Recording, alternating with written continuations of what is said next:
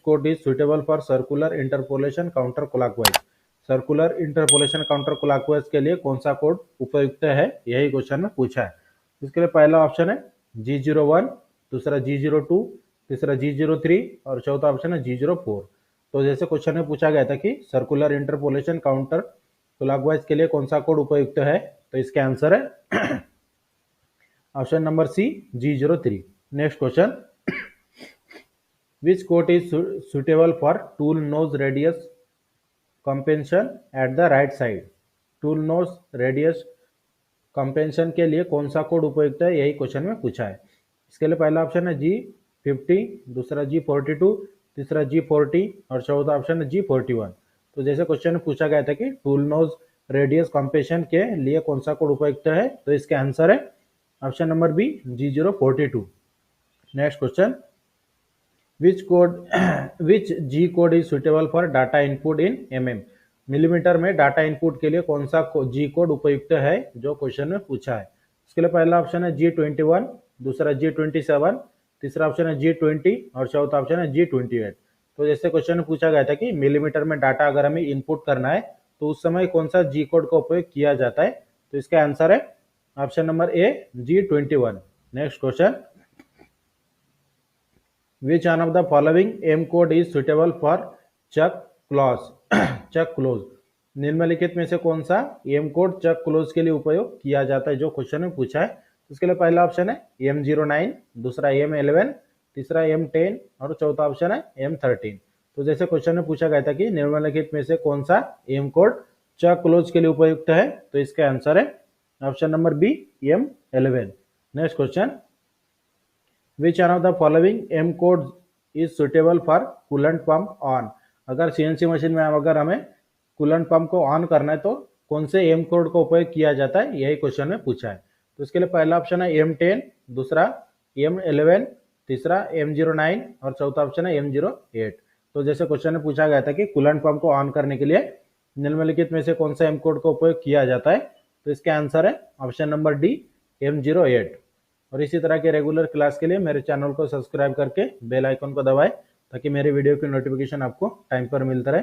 और सिर्फ जी कोड और एम कोड की अगर पूरी जानकारी चाहिए तो मेरे चैनल पे अलग से एक वीडियो है जिसमें सिर्फ जी कोड और एम कोड के बारे में पूरी जानकारी दी है, वहां से भी चेक कर सकते हैं। Next question, which one of the code is suitable which one of the code is use to rewind the program. Program को रिवाइंड करने के लिए किस कोड का उपयोग किया जाता है, जो क्वेश्चन में पूछा है। तो इसके लिए पहला ऑप्शन है M38, दूसरा M30, तीसरा ऑप्शन है M39, चौथा ऑप्शन है M40। तो जैसे क्वेश्चन में पूछा गया था कि प्रोग्राम को रिवाइंड करने के लिए किस कोड का उपयोग किया जाता है, तो इसका आंसर है option number B M30। Next question, which code is suitable for multiple turning cycle in Fanuc CNC control system. Fanuc CNC control system में मल्टीपल टर्निंग साइकिल के लिए कौन सा कोड उपयुक्त है, यही क्वेश्चन में पूछा है। तो इसके लिए पहला ऑप्शन है G71, दूसरा G92, तीसरा G96 और चौथा ऑप्शन है G94। तो जैसे क्वेश्चन में पूछा गया था कि फानुक CNC कंट्रोल सिस्टम में मल्टीपल टर्निंग साइकिल के लिए कौन सा कोड का उपयोग किया जाता है, तो इसके आंसर है option number A G71। Next question, which G code is suitable for thread cutting. कौन से G कोड का उपयोग किया जाता है थ्रेड कटिंग करने के लिए, यही क्वेश्चन में पूछा है। तो इसके लिए पहला ऑप्शन है G30, दूसरा G32, तीसरा G34 और चौथा ऑप्शन है G01। तो जैसे क्वेश्चन में पूछा गया था कि थ्रेड काटने के लिए कौन सा G कोड उपयुक्त है, तो इसका आंसर है option number B G32। Next question, which mode is use to edit the program. Program को एडिट करने के लिए किस मोड का उपयोग किया जाता है, जो क्वेश्चन में पूछा है। इसके लिए पहला ऑप्शन है जॉग मोड, दूसरा एडिट मोड, तीसरा MDI मोड और चौथा ऑप्शन है ऑटो मोड। तो जैसे क्वेश्चन में पूछा गया है कि प्रोग्राम को एडिट करने के लिए किस मोड का उपयोग किया जाता है, तो इसका आंसर है option number B edit mode. Next question, which mode is use to move the turret in micron level. Turret को माइक्रोन लेवल पर ले जाने के लिए किस विधि का उपयोग किया जाता है, यही क्वेश्चन में पूछा गया है। तो इसके लिए पहला ऑप्शन है ऑटो मोड, दूसरा जॉग मोड, तीसरा MDI मोड और चौथा ऑप्शन है इंक्रीमेंटल जॉग मोड। तो जैसे क्वेश्चन में पूछा गया था कि टर्रेट को माइक्रोन लेवल पर ले जाने के लिए किस मोड का उपयोग किया जाता है, तो इसका आंसर है option number D, incremental jog mode. Next question, which mode is used for moving the turret in x and Z direction. Turret को एक्स और जेड डायरेक्शन में ले जाने के लिए किस कोड का उपयोग किया जाता है, यही क्वेश्चन में पूछा है।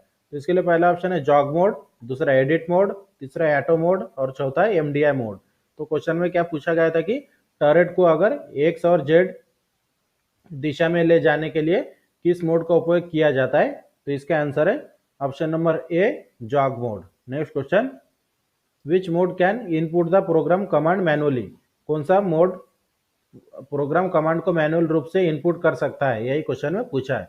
तो इसके लिए पहला ऑप्शन है एटो मोड, दूसरा जॉग मोड, तीसरा एमडीआई मोड और चौथा है एडिट मोड। तो क्वेश्चन में क्या पूछा गया था कि कौन सा मोड प्रोग्राम कमांड को मैनुअल रूप से इनपुट कर सकता है, तो इसका आंसर है option number C, MDI mode.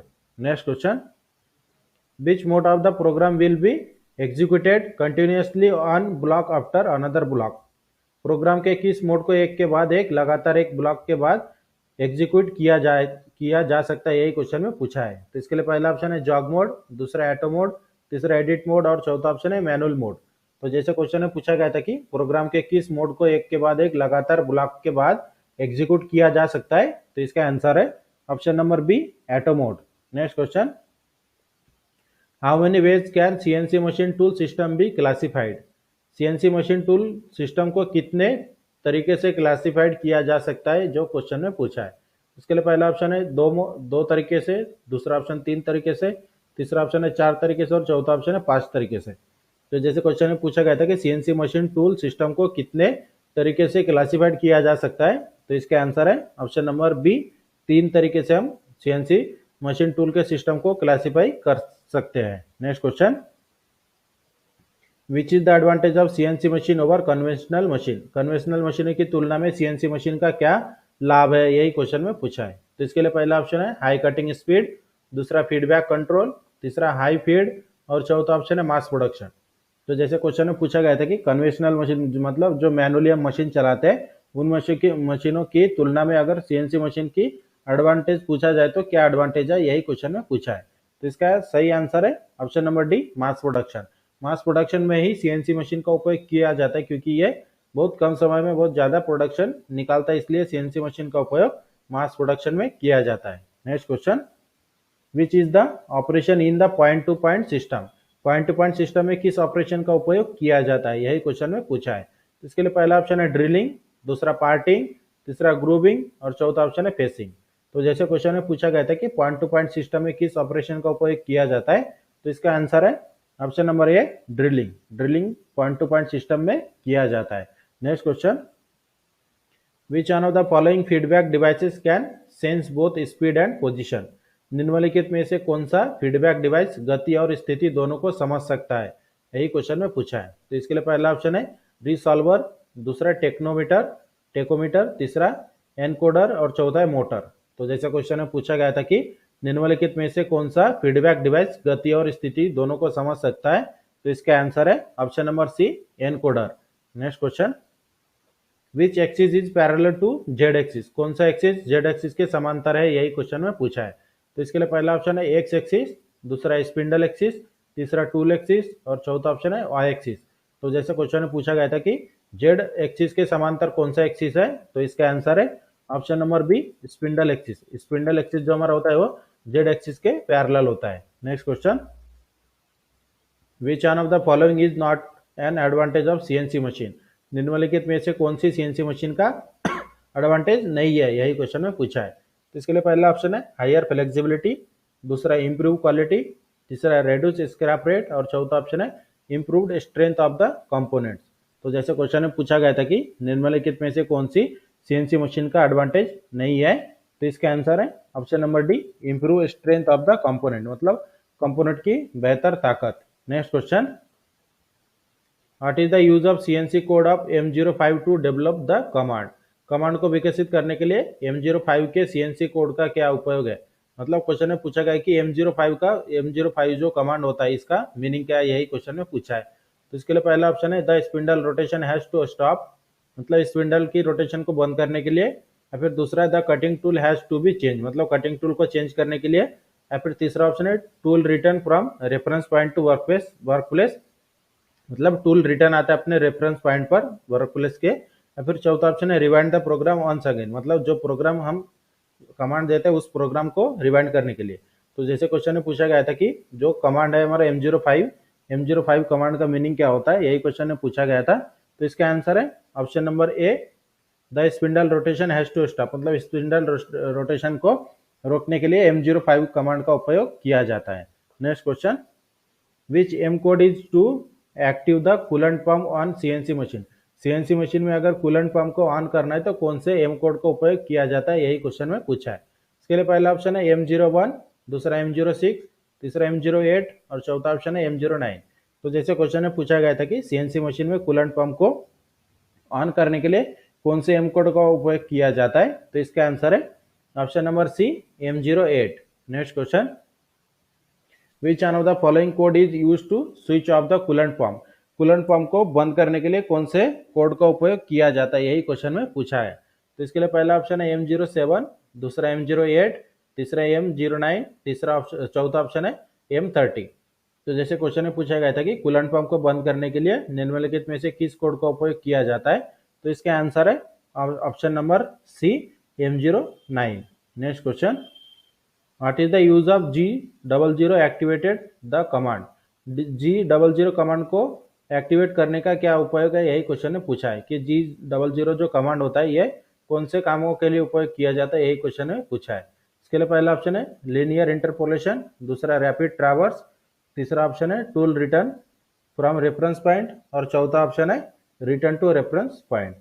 तो जैसे क्वेश्चन में पूछा गया था कि M00 जो कोड का उपयोग किया जाता है ये कौन से कमांड के लिए उपयोग किया जाता है, यही क्वेश्चन ने पूछा था।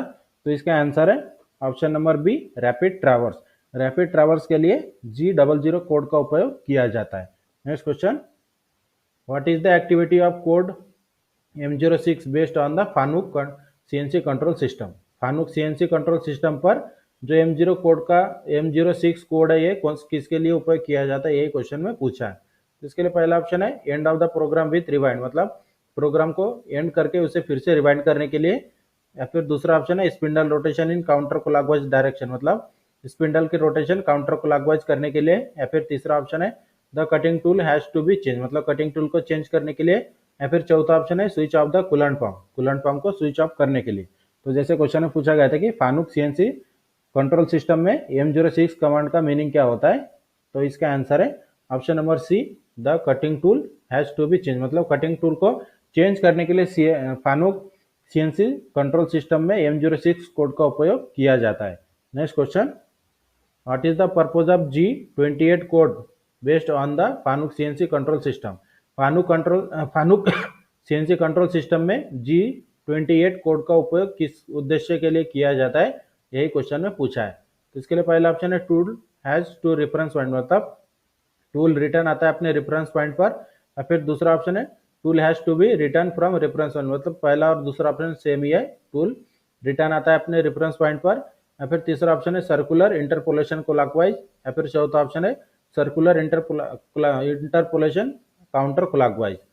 तो जैसे क्वेश्चन में पूछा गया था कि फानुक CNC कंट्रोल सिस्टम में G28 कोड का उद्देश्य क्या है, तो इसका आंसर है option number A, tool has return to reference point, मतलब टूल रिटर्न आता है अपने रेफरेंस पॉइंट पर।